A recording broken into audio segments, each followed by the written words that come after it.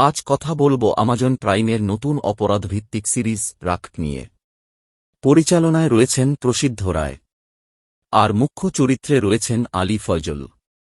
আর এক কথায় যদি বলতে হয়, বহুদিন পর এমন একটা হিন্দি সিরিজ দেখলাম যেটা শুধু রহস্য নয়, মানুষের মনকেও ভেঙে দিতে পারে। গল্পের শুরুতেই দেখা যায় দুই নিষ্পাপ শিশু হঠাৎ করে নিখোঁজ হয়ে যায়। প্রথমে সবাই ভেবেছিল তারা অপহরণের শিকার হয়েছে, কিন্তু পরে সামনে আসে আরও ভয়ঙ্কর সত্য।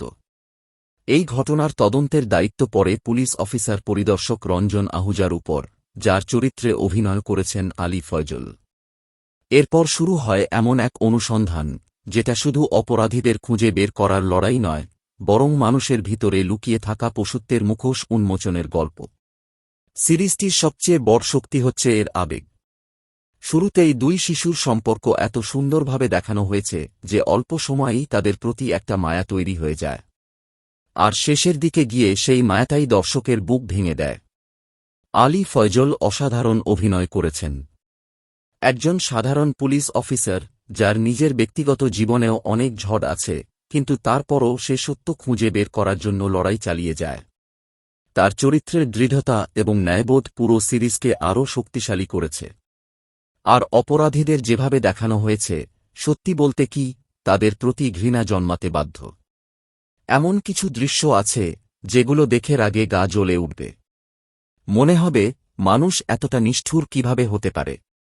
পরিচালকের কাজও প্রশংসার দাবিদার। বৃষ্টিভেজা রাস্তা, অন্ধকার পরিবেশ, ভৌতিক আবহ, সবকিছু মিলিয়ে এমন একটা অনুভূতি তৈরি হয়েছে যেন পর্দার ঘটনাগুলো আপনার খুব কাছেই ঘটছে। তবে সিরিজটি একদম নিখুঁত নয়। মাঝের কয়েকটি পর্বে গল্পের গতি কিছুটা ধীর হয়ে যায়। কিছু সূত্র পুলিশ খুব সহজেই পেয়ে যায়, যেটা বাস্তবসম্মত মনে হয় না।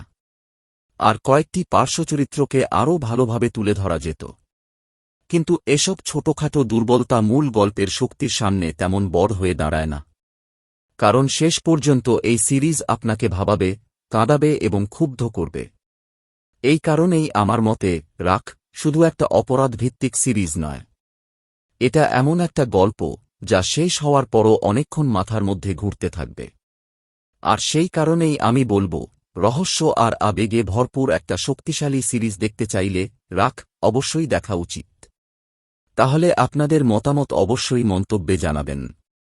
ভালো লাগলে ভিডিওটি পছন্দ করবেন, আর সিনেমার খোরাক চ্যানেলের সঙ্গে থাকবেন।